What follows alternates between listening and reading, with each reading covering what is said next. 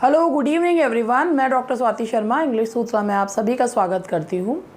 और आज मैं आप लोगों के लिए प्रीवियस ईयर क्वेश्चंस में जो पंचुएशन के क्वेश्चंस आए हुए हैं वो आप लोगों के लिए लेकर आई हूँ।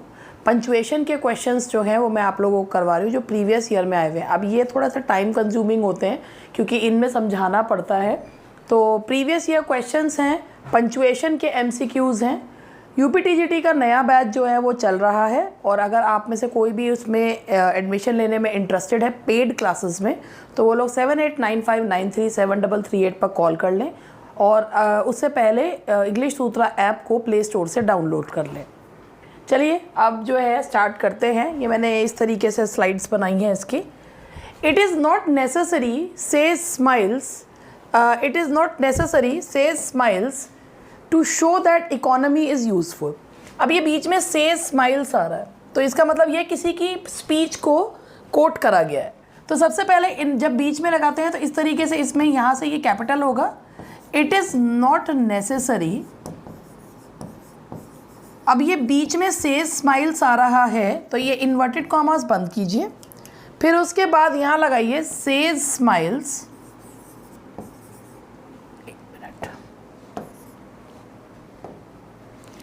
स्माइल्स का जो है वो S कैपिटल बनेगा। To show that economy is useful. यहाँ पर दोबारा से इन्वर्टेड कॉमास को शुरू करेंगे लेकिन ये यहाँ कैपिटल नहीं आएगा क्योंकि जब बिगिनिंग में कैपिटल आता है तो ही होता है, इसके बाद कैपिटल नहीं आएगा। To show that economy is useful, full stop लगाएंगे और इन्वर्टेड कॉमास को क्लोज कर देंगे। लेकिन उससे पहले एक यहाँ पर अभी भी कुछ जो है वो गलती है।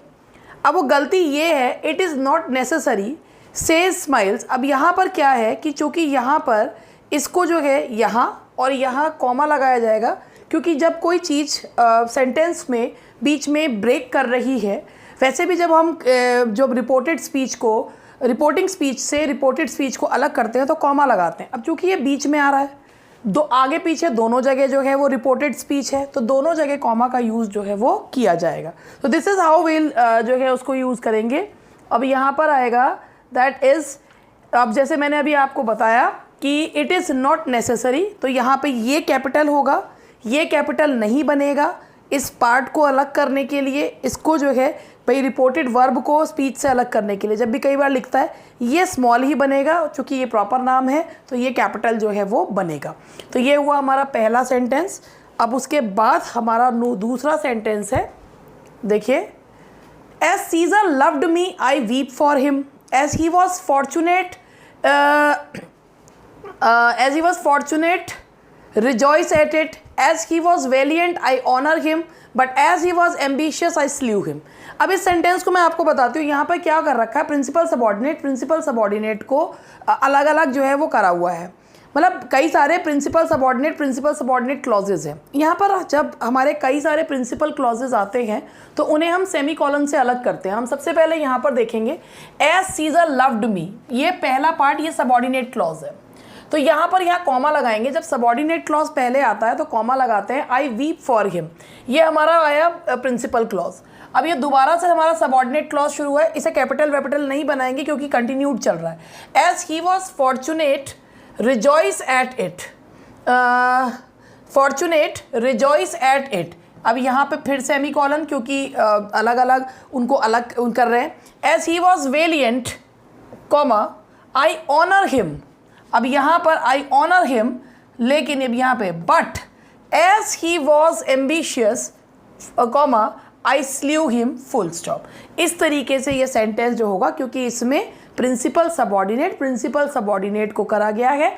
अगर ढेर सारे प्रिंसिपल क्लॉजेज आते हैं तो हम उन्हें सेमीकोलन के माध्यम से अलग करते हैं। तो ये वो आप लोग एक बार इसको देख लीजिए, जो मैंने डेफिनेशन दी है वो समझ लीजिए। डेफिनेशन नहीं दी है मैंने, मतलब जो मैंने समझाया है उसे देख लीजिए। अब आगे बढ़ते हैं। हमारा नेक्स्ट है the other boy Mukul alias Munna was there. अब इसे दो तरीके से कर सकते हैं। एक तरीका ये है the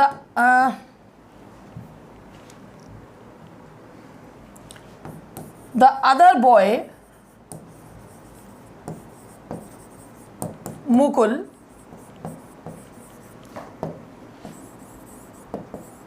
alias Munna was there। ठीक है, यहां पर द अदर बॉय, आप इसको ऐसे भी कर सकते हैं, मुकुल आलियास मुन्ना, इसको जो है यहां से मतलब बीच में अगर कोई लगाने का है भाई जिसके अदर बॉय का नाम दिया गया है तो मुकुल को इसमें करना, एक ये तरीका है। दूसरा एक तरीका ये है द अदर बॉय, ये इसी तरीके के था, मुकुल, ये के जो है स्मॉल मुकुल, अब इसमें यहाँ पर ये लगाया जो स्क्वायर ब्रैकेट है, आलियास Munna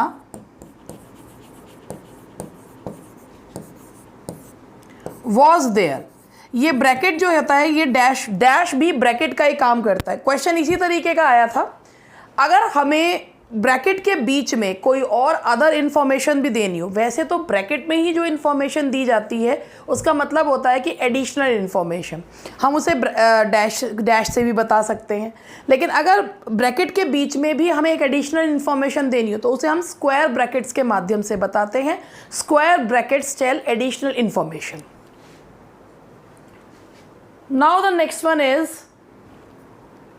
He asked me whether I had written my exercise। सबसे पहली बात, ये जो क्वेश्चन है ये इनडायरेक्ट नरेशन ही है। He asked me whether I had written my exercise, बस फुल स्टॉप लगा के कर देंगे, बाकी सेंटेंस में कोई भी गलती नहीं है, क्योंकि अगर ये होता he said to me comma inverted comma whether if जो भी मतलब इसमें था he said to me have if I had done my, या जो भी इसमें क्वेश्चन के फॉर्म में होता he said to me had I written my exercise, तो होता कि whether I had written my exercise, इस तरीके से उसमें वहाँ पे बनता। लेकिन यहाँ ऐसा है ही नहीं, इनडायरेक्ट नरेशन है, तो इनडायरेक्ट नरेशन में सिर्फ फुल स्टॉप लगा के ये चीज़ जो है वो ठीक हो जाएगी। Now question number 5, he will succeed you never. सबसे पहले यहाँ पर ये देखिए कि यहाँ पर ही विल सक्सीड, एक सेंटेंस ये हुआ, यू नेवर। अब यहाँ पर ये है कि ये होना ये चाहिए था यू विल नेवर, ये होना ये चाहिए था। अब इसमें ये तो है नहीं कि यहाँ पर एक वर्ब गायब है। पहली बात, ये दोनों जो हैं ये he will succeed you will never तुम कभी नहीं होगे, ये दोनों ही जो हैं ये प्रिंसिपल क्लॉजेज हैं। अब प्रिंसिपल क्लॉज को अलग करेंगे तो सेमी कॉलन से करेंगे, वर्ब जो है बीच में से हटाया गया है और इसमें जो है तो यहाँ पर क्या लगाएंगे, he will succeed com you never. जब वर्ब हटाते हैं तो कॉमा का यूज़ जो है वो किया जाता है, he will succeed you never, इस तरीके से जो है वो किया जाएगा, क्योंकि जब वर्ब हटाते हैं तो कॉमा का यूज़ जो है वो किया जाता है। अब आपको मैं एक और चीज़ बताऊँ इसमें, इस क्वेश्चन को मैं यहाँ पर देख रही थी, क्वेश्चन नंबर कौन सा है, ये 5 है क्वेश्चन नंबर। तो इसमें जो है यहाँ पर ये दिया हुआ है, इसमें जो इन्होंने आंसर में दिया था वहाँ पर he will succeed comma you never करके दे रखा था। यू मतलब नेवर के बाद कोई यू के बाद कोई कॉमा नहीं लगा, जबकि ये रूल है इसका कि अगर जो है दो प्रिंसिपल क्लॉजेज ही हैं तो उनको सेमीकोलन से अलग करते हैं, और अगर कोई वर्ब उसमें गायब होता है तो उसे कॉमा से जो है वो करा जाता है। ठीक है जी। तो कई बार सेंटेंसेस जो होते हैं उनका जो एक्सप्लेनेशन दी होती है वो बुक्स में ठीक भी नहीं दी रहती है, तो वो भी आपको देखनी पड़ती है। And now the next one is my favourite teacher who just happens to be my uncle retired from the university last summer. इसमें आप ये देखिए जो प्रिंसिपल क्लॉज है वो है my favourite teacher retired from the university last summer. My favourite teacher who just happens to be my uncle retired from the university. सबसे पहली बात, ये कोई जो है ये कोई ऐसा क्लॉज नहीं है कि जो टीचर के बारे में ही बताया जा रहा है। तो माय फेवरेट टीचर, यहाँ पे कंजंक्शन लग रहा है, उस कंजंक्शन के पहले आपको कॉमा लगाने की ज़रूरत नहीं है। My favourite teacher who just happens to be my uncle. अब यहाँ तक सबॉर्डिनेट क्लॉज जो है ख़त्म हुआ। अब प्रिंसिपल को सबॉर्डिनेट से बांटने के लिए क्या लगाएंगे, retired from the university last summer, क्योंकि ये पार्ट इसका है। तो my favourite teacher who just happens to be my uncle retired from the university last last summer और फुल स्टॉप जो है वो यहाँ पर लगा देंगे, क्योंकि प्रिंसिपल को सबऑर्डिनेट क्लॉज से अलग करा। और यहाँ पर जो है एक और चीज़ मैं आप लोगों को बताना चाहूँगी, मैं आपको जो बेसिकली जो बताऊँगी वो ये है कि देखिए, अगर सेंटेंस में नॉन डिफाइनिंग क्लॉज होगा, नॉन डिफाइनिंग क्लॉज आए तो हु के बाद कॉमा लगता है।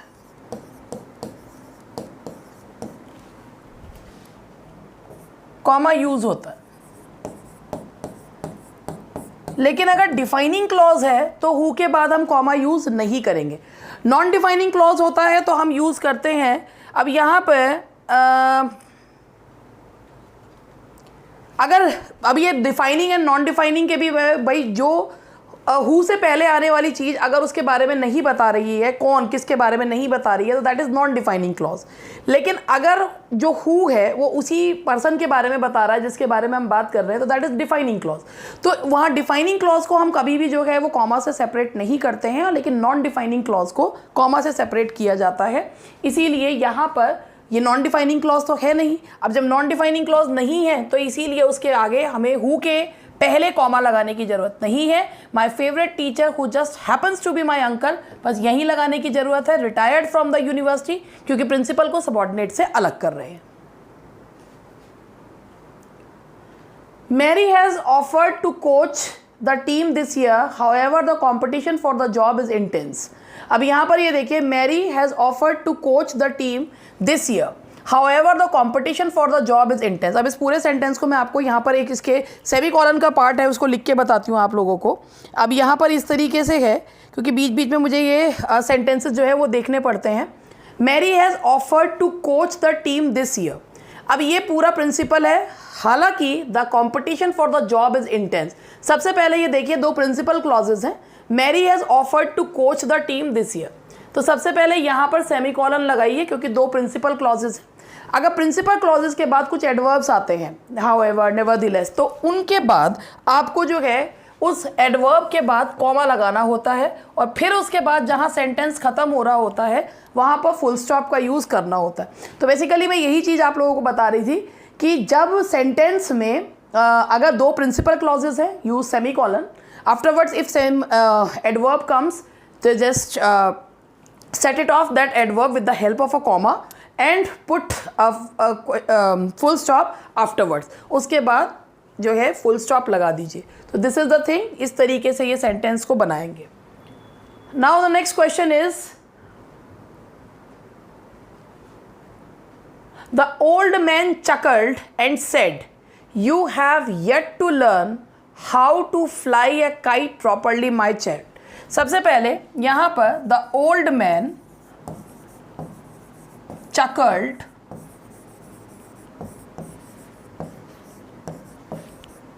and said, अब said है, अब यहाँ से हम इसे अलग करेंगे, इन्वर्टेड को हम आज शुरू करेंगे। सम पहला लेटर हमेशा कैपिटल होता है। You have yet to learn how to fly a kite properly, my child. अब इसको ज़रा ध्यान से देखिए कि ऐसा है तो ऐसा क्यों है, ये ज़रा ध्यान से देखिए। देखिए, सबसे पहली बात, the old man chuckled and said, यहाँ से हमारी रिपोर्टेड जो है वो स्पीच शुरू होती है। जब हमने वो कॉमा से रेस्ट ऑफ द स्पीच को अलग करा, उसके बाद हमने यहाँ पर इन्वर्टेड कॉमास लगाए, क्योंकि जो बात किसी की कही जाती है उसे हम इन्वर्टेड कॉमास के अंदर क्लोज करते हैं। जब हम इन्वर्टेड कॉमास के अंदर क्लोज करते हैं तो पहला लेटर हमेशा कैपिटल होता है। You have yet to learn how to fly a kite, ये कोई क्वेश्चन नहीं है, तो यहाँ पर जो है यहाँ पर हम क्वेश्चन मार्क नहीं लगा सकते। व्हेनेवर वी एड्रेस समबडी, किसी को संबोधित करते हैं, तो उस संबोधन को हमेशा कॉमा के माध्यम से अलग करते हैं, अगर वो संबोधन जो है वो लास्ट में आ रहा हो। तो इसीलिए यहाँ पर हमने क्या लगाया है, कॉमा का यूज़ जो है वो किया है। तो यहाँ तक ये वाला पॉइंट समझिए। उसके बाद हम आगे बढ़ते हैं। हमारा नेक्स्ट क्वेश्चन है, I went up to him and held out my hand. How are you? I asked. I am not in hilarious spirits, he answered. I went up to him and held out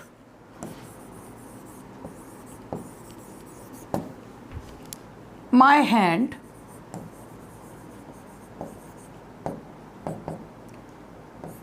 How are you?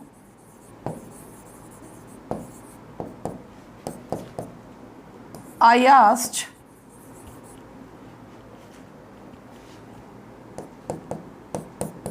I am not in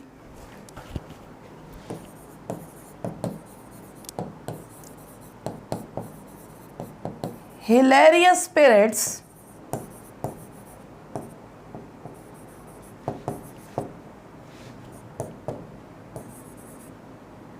he said.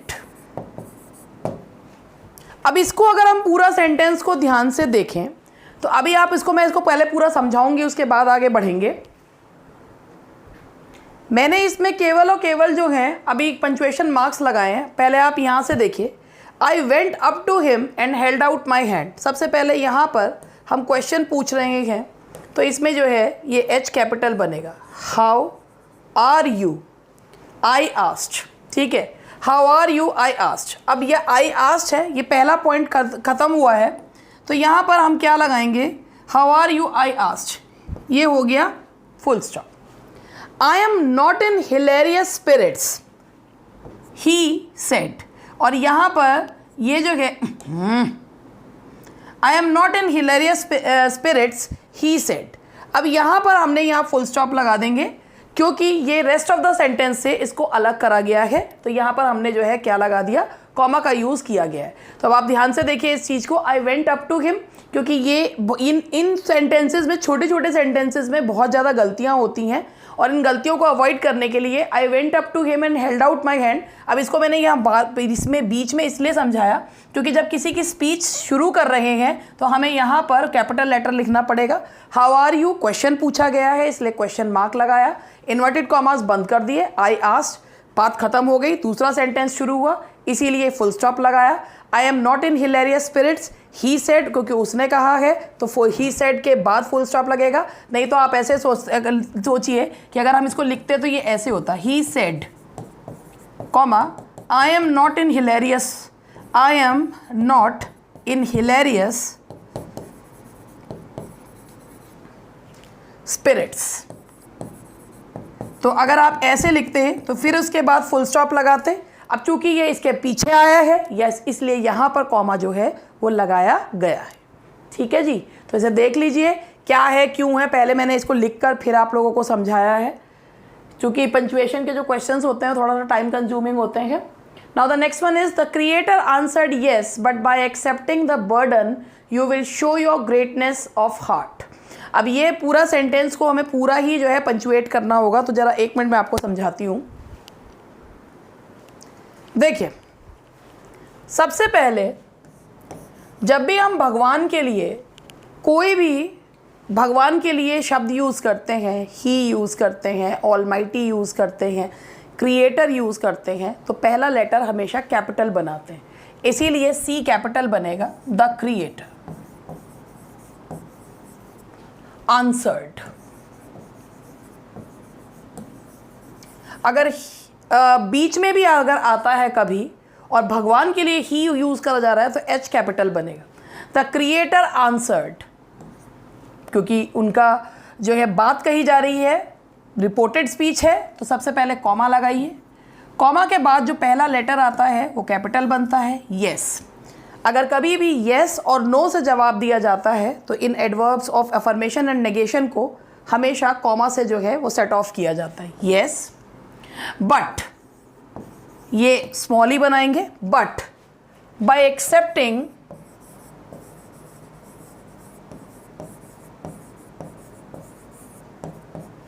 The burden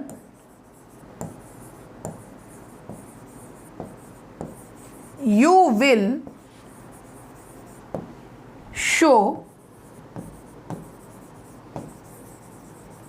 your greatness पहले full stop लगाइए, फिर inverted commas बंद कर दीजिए। And this is how we will punctuate this कि C capital आएगा। किसी भी एडवर्ब ऑफ एफर्मेशन और नेगेशन को अगर सेंटेंस में आ रही है तो उसको जो है हम कॉमा से सेट ऑफ करते हैं, और फिर उसके बाद बाकी पूरा जो है ऐसे ही लिखकर पहले फुल स्टॉप लगाइए, फिर इन्वर्टेड कॉमास जो है वो क्लोज कर दीजिए। Oh no, I forgot, I will phone her now.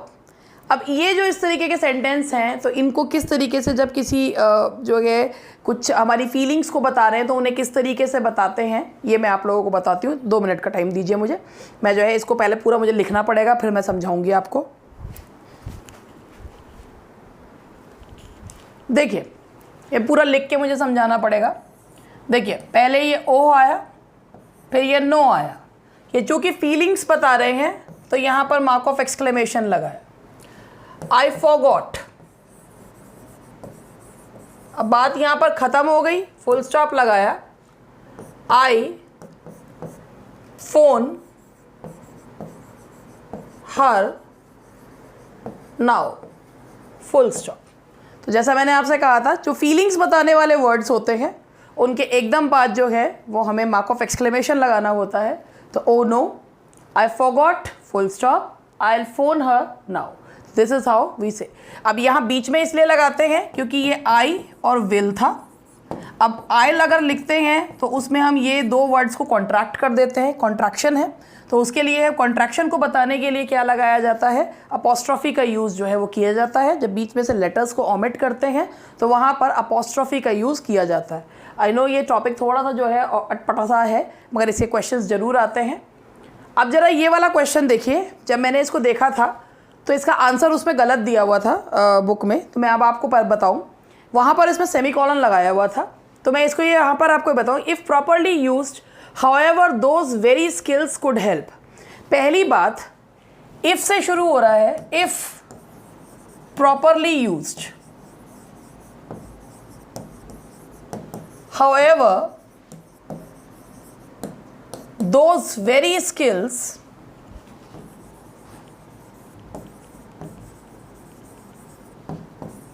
Could help. तो अब आप यहाँ पर ये देखिए कि पहली बात सबऑर्डिनेट क्लॉज पहले आ रहा है, तो those very skills could help, तो यहाँ पर इफ़ प्रॉपरली अगर ठीक से यूज़ करी जाए तो वो स्किल्स भी जो है हेल्प कर सकती हैं। अब यहाँ पर अगर ठीक से यूज़ की जाती तो वो स्किल्स भी हेल्प कर सकती थी। तो ये सबऑर्डिनेट है, ये प्रिंसिपल है, तो पहली बात तो ये। अब अगर बीच में एडवर्ब आ रहा है तो उसको कैसे सेट ऑफ किया जाता है, कॉमा के मदद से। तो इसीलिए इसका जो सही इसको पंचुएट करेंगे वो इस तरीके से इसको पंचुएट किया जाएगा, सेमीकोलन का यूज़ इसमें नहीं किया जाएगा। It could lead to the kind of good life, both spiritual and material, that was once the privilege of a lucky few. इसको भी मुझे लिख के समझाना पड़ेगा। अब यहाँ से शुरू करते हैं। It could lead to the kind of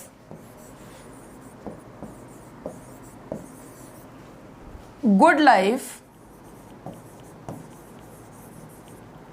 both spiritual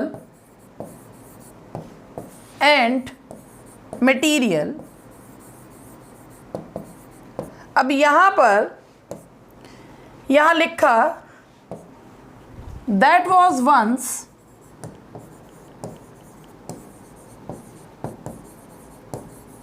the privilege of a lucky few। अब सबसे पहले मैं आपको यहाँ पर ये बताऊँ, यहाँ डैश यू लगाया है। यहाँ डैश लगाने का रीज़न ये है, it could lead to the kind of good life both spiritual and material. जब डैश हम तब लगाते हैं जब किसी बात को समराइज़ किया जाता है तो उसे डैश से बताया जाता है। आप जो बात कह रहे हैं, जैसे इसमें कहा it could lead to the kind of good life, ये एक अच्छी ज़िंदगी की तरफ ले जाएगा स्पिरिचुअली एंड मटीरियलिस्टिकली। अब that was once the privilege. अब इस बात को समराइज किया गया कि ऐसी लाइफ जो पहले दूसरों के लिए एक विशेषाधिकार हुआ करता था। तो जब कभी हम किसी चीज़ को समराइज करते हैं, पूरे उसको हम बात को समराइज करते हैं, तो उसे किसके मदद से बताते हैं? डैश की मदद से उसे बताया जाता है। तो इसीलिए यहाँ पर हमने दैट से पहले डैश लगाया, क्योंकि ये इस सेंटेंस की समरी जो है वो बता रहा है, इसे समराइज जो है वो कर रहा है।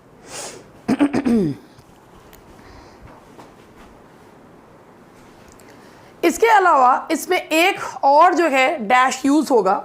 अब आप इसको यहाँ पर ये बताती हूँ, it could lead to the kind of good life. अब यहाँ पर ये हमने यहाँ पर भी लगाया है कि both spiritual and material.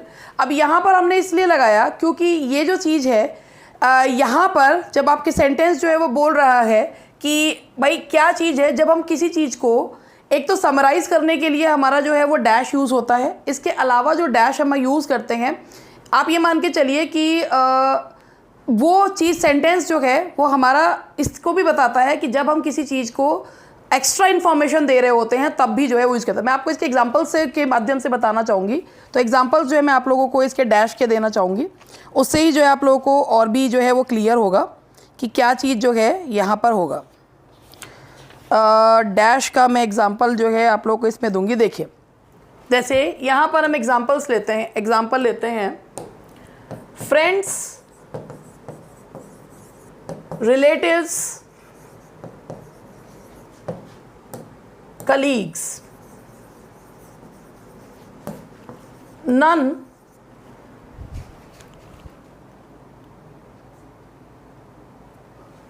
Stood by him. Summarise किया। इसके अलावा अगर एक और हम सेंटेंस लिखें तो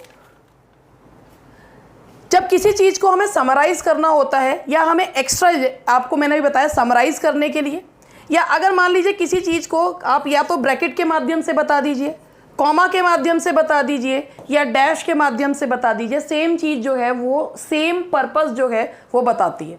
अब यहाँ पर क्या था इस सेंटेंस में, it could lead to the kind of good life both spiritual and material.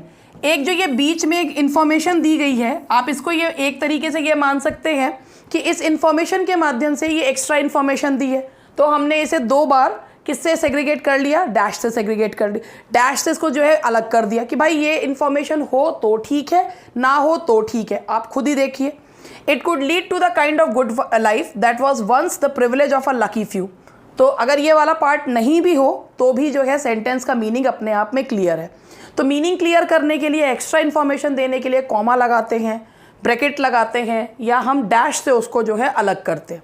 इसके अलावा अगर हमें किसी चीज़ को समराइज करना होता है तो हम डैश को यूज़ करते हैं कि डैश से जो भी हमने बात कही उसे समराइज करने के लिए यूज़ किया जाता है। तो ये मैं यहाँ से ये हटा देती हूँ, ये जो मैंने ये लाइन बनाई है।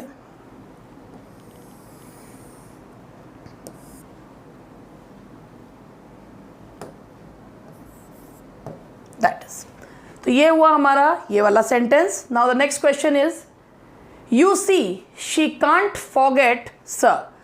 ये जो सेंटेंस है, इस सेंटेंस को भी भाई पूरे एक ब्लैक स्क्रीन पे एक ही सेंटेंस आ रहा है। ये जो सेंटेंस है इसमें इसके 4 ऑप्शंस थे, उस हिसाब से ही जो है अगर करें तो इसमें इन्वर्टेड कॉमास के तौर पे था। तो अगर हम इन्वर्टेड कॉमास से करते हैं तो यू सी लगाएंगे। You see she can't forget sir.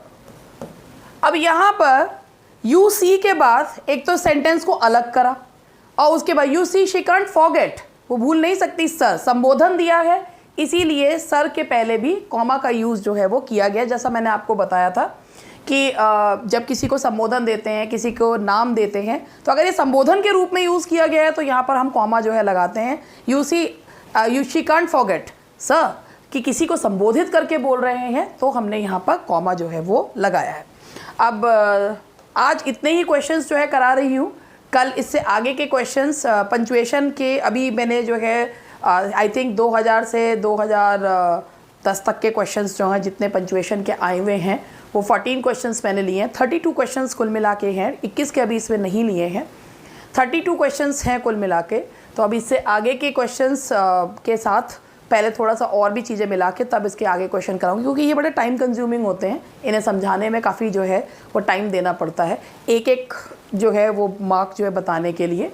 तो दैट्स ऑल फॉर टुडे, और नेक्स्ट जो मैं इसका पार्ट है वो कल करवाऊंगी आप लोगों को। Bye bye and take care, good night.